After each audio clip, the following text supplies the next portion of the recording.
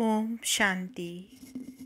आज 26/5/2021 के बाबा के महावाक्य हैं। मुरली का सार है, मीठे बच्चे निश्चय बुद्धि बन बाबा की हर आज्ञा पर चलते रहो। आज्ञा पर चलने से ही श्रेष्ठ बनेंगे। मुरली का प्रश्न है, किन बच्चों को सच्चा सच्चा खुदाई खिदमतगार कहेंगे? उत्तर है, जो राजाई पाने का पुरुषार्थ करते हैं, दूसरों को भी आप समान बनाते हैं। ऐसे ईश्वरीय सेवा पर लगने वाले बच्चे सच्चे सच्चे खुदाई खिदमतगार हैं। उन्हें देख दूसरे भी सहयोगी बनते हैं। ओम शांति। तुम जब यहाँ बैठते हो तो सबको कहना है कि शिव बाबा को याद करो। ये तो तुम जानते हो शिव बाबा है, उनके मंदिर में भी जाते हैं, परंतु ये कोई नहीं जानते कि शिव बाबा कौन है, सो भी सिवाय तुम बच्चों के। तो शिव बाबा की याद दिलानी है। यहाँ बैठे कईयों का बुद्धि योग कहाँ कहाँ भटकता रहेगा, इसलिए तुम्हारा फर्ज है बाबा की याद दिलाना। भाई और बहनों, बाबा को याद करो। जिस बाप से वर्षा मिलना है, तुम अभी सच्चे भाई बहन हो। वह तो सिर्फ मेल फीमेल के कारण भाई बहन कह देते हैं। लेक्चर्स में भी ऐसे कहेंगे ब्रदर सिस्टर्स। वह है भाई बहन शरीर के नाते से। यहाँ वह बात नहीं है।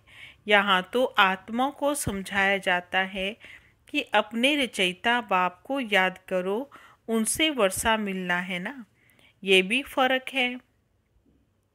भाई बहन अक्षर तो कॉमन है। यहाँ बाप बच्चों को कहते मुझ बाप को याद करो। वे शिव बाबा है, रूहानी बाप, और प्रजापिता ब्रह्मा तो जिस्मानी बाप है। तो बाप दादा दोनों कहते बच्चे बाप को याद करो। और कहाँ भी हमारा बुद्धि योग ना जाए। बुद्धि बहुत भटकती है। भक्ति मार्ग में भी ऐसे होता है। कृष्ण के आगे या किसी भी देवता के आगे बैठते हैं, फिर माला फेरते हैं। बुद्धि कहाँ कहाँ भागती रहती है। देवताएं कौन हैं, उन्हों को ये राजाई कैसे मिली, कब मिली, ये किसी को भी मालूम नहीं है। सिख लोग भी जानते हैं, गुरु नानक ने सिख पंथ स्थापन किया, फिर उनके गुरु पोत्रे चले आते हैं। वे भी पूर्ण जन्म में आते रहते हैं। ये बातें भी कोई जानते नहीं हैं।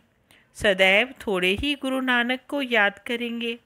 अच्छा समझो, गुरु नानक को व बुद्ध को व कोई भी अपने धर्म स्थापक को याद करते हैं, परंतु ये तो किसी को भी पता नहीं कि वे कहाँ हैं।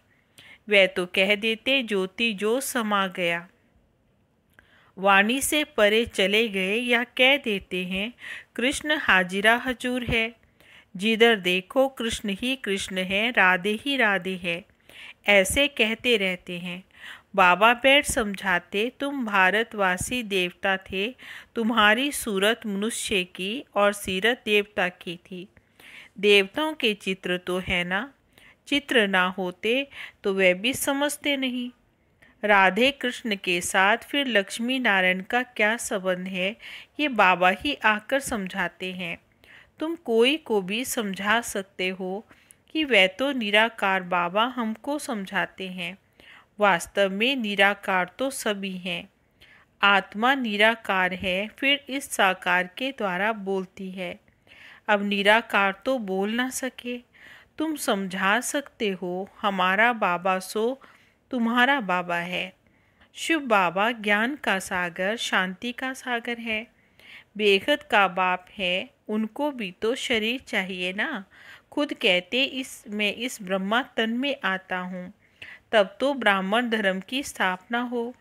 ब्रह्मा के द्वारा रचना होती है, सो भी बाबा ब्राह्मणों की रचना करते। तो बाप ब्राह्मणों बच्चों को ही समझाते हैं, दूसरे किसी को भी नहीं समझाते, बच्चों को ही समझाते हैं। ऐसे नहीं हम शिव बाबा के बच्चे हैं इसलिए भगवान है। बाबा ने कहा, नहीं, बाप बाप हैं, बच्चे बच्चे हैं। हाँ, जब बच्चा बड़ा हो, बाप बने, बच्चे पैदा करे, तब तो बाप कहा जाए ना। इनके तो ढेर के ढेर बच्चे हैं। बच्चों को ही समझाते हैं। जो निश्चय बुद्धि हैं, निश्चय बुद्धि बाप की आज्ञा पर चलेंगे, क्योंकि श्रीमत से ही श्रेष्ठ बन सकते हैं। अभी तुम जानते हो, हम उन देवताओं जैसा बन रहे हैं। जन्म जन्मांतर हम देवताओं की महिमा गाते आए हैं। अब हमको श्रीमत पर ऐसा बनना है। राजाई भी स्थापन होनी है। सब तो पूरी रीति श्रीमत पर भी नहीं चलेंगे, सो भी नंबरवार चलेंगे, क्योंकि बहुत बड़ी राजाई है। राजाई में प्रजा, नौकर चाकर, चंडाल सब चाहिए। ऐसी चलन वालों का भी साक्षात्कार होगा कि ये चंडाल की फैमिली में जाएंगे। बाबा ने कहा, एक चंडाल थोड़े ही होता है, उनकी भी फैमिली होती है। चंडालों की भी यूनियन होगी, सब आपस में मिलते हैं। स्ट्राइक आदि कर दें तो फिर तो सारे काम छोड़ देंगे। सत्युग में ये बातें नहीं होती हैं। तुम्हारा एक चित्र भी है जिस पर तुम पूछते हो, क्या बनना चाहते हो? बैरिस्टर बनेंगे या देवता बनेंगे? तुम्हारी सारी राजधानी स्थापन हो रही है, कम थोड़े ही है। बेहद का बाप बेहद की बातें बैठ समझाते हैं। अब ये भी बुद्धि में बैठ जाना चाहिए, हम भविष्य के लिए पुरुषार्थ कर ऊंच पद पाएंगे। श्रीमत पर हम श्रेष्ठ से श्रेष्ठ राजाई पद पाएंगे, और फिर दूसरों को जब आप समान बनाएंगे, तब कहा जाएगा खुदाई खिदमतकार। किसका कुछ भी छिपा नहीं रह सकता। आगे चल सब मालूम पड़ेगा। इसको ही ज्ञान का प्रकाश कहा जाता है। रोशनी मिलती जाती है। मनुष्यों को तो कुछ भी पता थोड़े ही पड़ता है। बॉम्ब्स भी अंदर बनाते रहते हैं। कोई भी चीज़ रखने के लिए थोड़े ही बनाई जाती है। पहले पहले तलवार से लड़ाई चलती, फिर बंदूक बनाई काम में लाने के लिए, सो भी रखने के लिए थोड़ी ही बनाई। समझते हैं इससे तो मौत होगा। ये भी ट्रायल तो की ना। हिरोशिमा में एक बॉम्ब से कितने मरे थे, उसके बाद देखो फिर कितनी उन्नति की है, कितने ढेर मकान बनाए हैं। अब ऐसा विनाश नहीं होगा जो हॉस्पिटल में पड़े रहें। बाबा क्या समझा रहे हैं? अब ऐसा विनाश नहीं होगा जो हॉस्पिटल में ट्रीटमेंट कराना पड़े। हॉस्पिटल आदि तो रहेंगे ही नहीं, इसलिए अर्थक्वेक आदि इकट्ठी ही होगी। कुदरती आपदाओं को कोई भी रोक नहीं सकेगा। कहते भी हैं ये सब ईश्वर के हाथ में है। अब तुम बच्चे तो समझते हो विनाश तो होना ही है, अकाल भी पड़ना है, पानी भी नहीं मिलेगा। बाबा ने कहा ऐसा समय आ जाएगा, सो तो तुम जानते भी हो। ये तो कोई नई बातें हैं नहीं। कल्प पहले भी ऐसे हुआ था। कल्प का ज्ञान तो कोई में है नहीं। कहते भी हैं क्राइस्ट से 3000 वर्ष पहले भारत पैराडाइज था। फिर शास्त्रों में कल्प की आयु लाखों वर्ष लिख दी। कोई का भी अटेंशन नहीं जाता है, सुनकर अपने धंधे में लग जाते हैं। तो अब बाप बच्चों को समझाते हैं, अब जल्दी जल्दी पुरुषार्थ करो, याद में रहो तो खान निकलती जाएगी। तुमको यहाँ ही सतो प्रधान बनना है, नहीं तो सजाएं खाकर फिर अपने अपने धर्म में चले जाएंगे। ये भी श्रीमत भगवान की मिलती है। श्री कृष्ण तो राजकुमार है, वे क्या किसी को मत देंगे। इन बातों को दुनिया में कोई नहीं जानते। प्यार से समझाना है कि शिव बाबा को याद करो। शिव बाबा खुद कहते हैं माम एकम याद करो, वह भी कल्याणकारी है ना। और संग तोड़ एक संग बाबा के साथ जोड़ना है। तुम हो भारत का बेड़ा पार करने वाले। सत्यनारायण की कथा भी भारत से ही ताल्लुक़ रखती है। और धर्म वाले कभी सत्यनारायण की कथा नहीं सुनेंगे। ये सुनेंगे वे जो नर से नारायण बनने वाले आदि सनातन देवी देवता धर्म वाले होंगे, वही अमर कथा सुनेंगे। अमर लोक में देवी देवता थे तो जरूर अमर लोक में अमर कथा से ये पद पाया होगा। एक एक बात याद करने लायक है। एक बात भी बुद्धि में अच्छी रीति बैठ जाए फिर तो सब आ जाएंगे। बाबा को याद करना है और सुदर्शन चक्र को ध्यान में रखना है। शिव बाबा के साथ यहाँ पाठ बजा रहे हैं, फिर जाना है। बाबा ही हम बच्चों को समझाते हैं सच क्या है और झूठ क्या है। सत्य एक है, बाकी तो सब झूठ है। लंका में रावण था, एक की बात थोड़ी ही है। सत्यु त्रेता में तो ऐसी बातें नहीं होती है। ये सारी मनुष्यों की दुनिया लंका है। ये तो रावण राज्य है।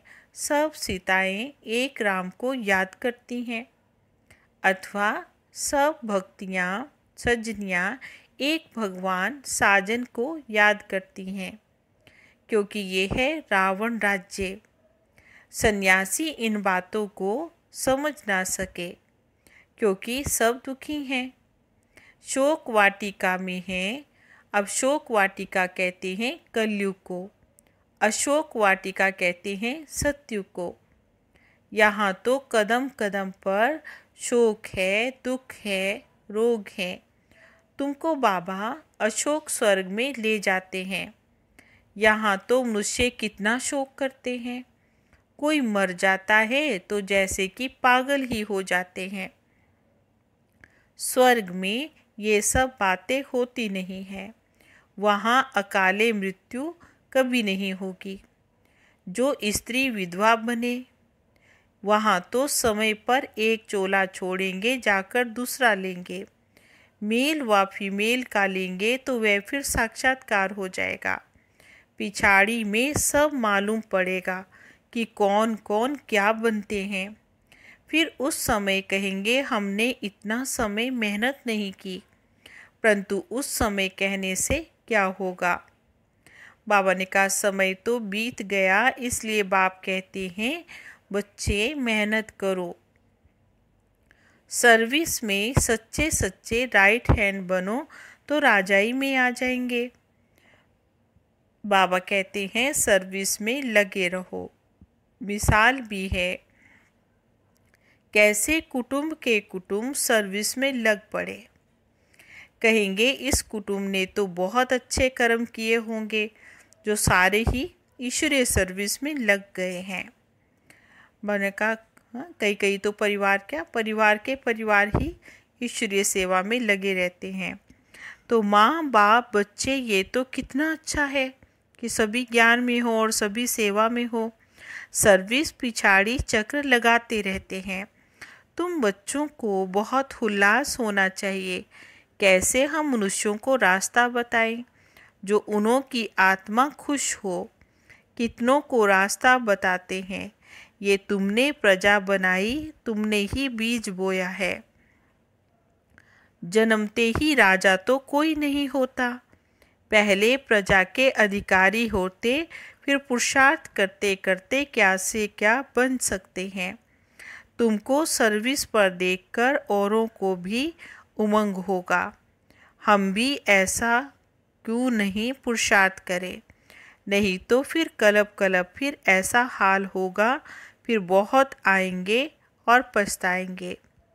उस समय जैसा दुख मनुष्य सारी आयु भी बाबा का कभी नहीं देखे। श्रीमत पर नहीं चलने के कारण पिछाड़ी में ऐसा दुख देखेंगे जो बात मत पूछो, क्योंकि अनेक विकर्म किए हैं।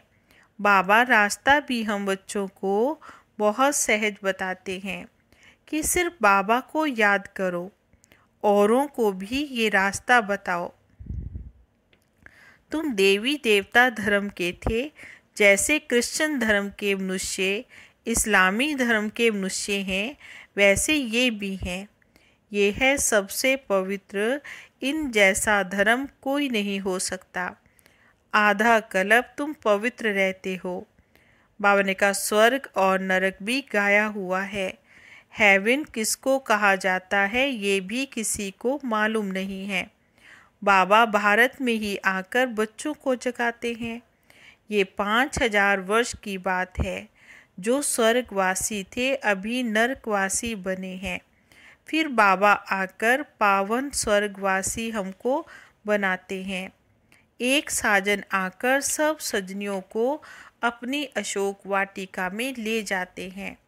तो पहले पहले सबको ये कहो कि बाबा को याद करो, नहीं तो यहाँ बैठे बैठे बुद्धि कहीं कहीं भटकती रहती है। भक्ति मार्ग में भी यही हाल होता है। बाबा तो सब अनुभवी है। सबसे अच्छा धंधा तो जौहरात का होता है, क्योंकि उसमें सच और झूठ को बड़ा ही मुश्किल से समझते हैं। यहाँ भी सच छिपा हुआ है ना। बाबा ने कहा भी तो दुनिया में झूठ ही झूठ चलता है। ये भी ड्रामा में नूंद है। तुम जानते हो हम सब ड्रामा के एक्टर्स हैं। इनमें भी कोई निकल नहीं सकता। कोई भी मनुष्य मोक्ष को पा नहीं सकता है। अब इसमें भी विवेक से काम लेना होता है। पाठ में चलते ही जाते हैं, फिर कल्प के बाद वही पाठ रिपीट करेंगे। तुम देखेंगे कैसे मनुष्य मरते हैं। बाबा ने कहा ये भी विनाश होना है। सब आत्माएं निर्वाण धाम में चली जाएंगी। ये भी बुद्धि में ज्ञान है। सर्विस पर लगे रहने से बहुतों का कल्याण हो जाएगा। बाबा क्या समझा रहे हैं? सर्विस पर लगे रहेंगे तो बहुतों का कल्याण होगा। सारा परिवार ही इस ज्ञान में लग जाए फिर तो बड़ा वंडर हो जाएगा। अच्छा, मीठे मीठे सिकी लदे बच्चों प्रति माता पिता बाप दादा का याद प्यार और गुड मॉर्निंग। रूहानी बाप की रूहानी बच्चों को नमस्ते। हम रूहानी बच्चों की रूहानी बाप दादा को नमस्ते नमस्ते नमस्ते जी। गुड मॉर्निंग बाबा। धारणा के लिए मुख्य पॉइंट्स हैं। पहली पॉइंट है पिछाड़ी की दर्दनाक सीन से व दुखों से छूटने के लिए अभी से बाबा की श्रीमत पर चलना है। आप समान बनाने की सेवा श्रीमत पर करनी है। सर्विस में बाबा का राइट हैंड बनना है। आत्मा को खुश करने का रास्ता बताना है। सबका कल्याण करना है। आज की मुरली से वरदान है सदा मर्यादाओं की लकीर के अंदर रहने की केयर करने वाले मर्यादा पुरुषोत्तम भव। सदा मर्यादाओं की लकीर के अंदर रहने की केयर करने वाले मर्यादा पुरुषोत्तम भव। जो बच्चे अपने आप को एक ही बाप अर्थात राम की सच्ची सीता समझकर सदा मर्यादाओं की लकीर के अंदर रहते हैं, अर्थात ये केयर करते हैं, वे केयरफुल सो चेयरफुल स्वतः ही रहते हैं। तो सवेरे से रात तक के लिए जो भी मर्यादाएं मिली हुई हैं उनकी स्पष्ट नॉलेज बुद्धि में रख स्वयं को सच्ची सीता समझकर मर्यादाओं की लकीर के अंदर रहो, तब कहेंगे मर्यादा पुरुषोत्तम। स्लोगन है सेवा की अति में नहीं जाओ। सेवा और स्व पुरुषार्थ का बैलेंस रखो। सेवा की बाबा ने कहा बहुत ज़्यादा सेवा इस अति में नहीं जाओ। सेवा और अपनी उन्नति अर्थात अपने पुरुषार्थ का भी ध्यान रखना है कि मुझ आत्मा की भी उन्नति हो। तो उसके लिए सेवा और स्व पुरुषार्थ का बैलेंस रखो। ओम शांति।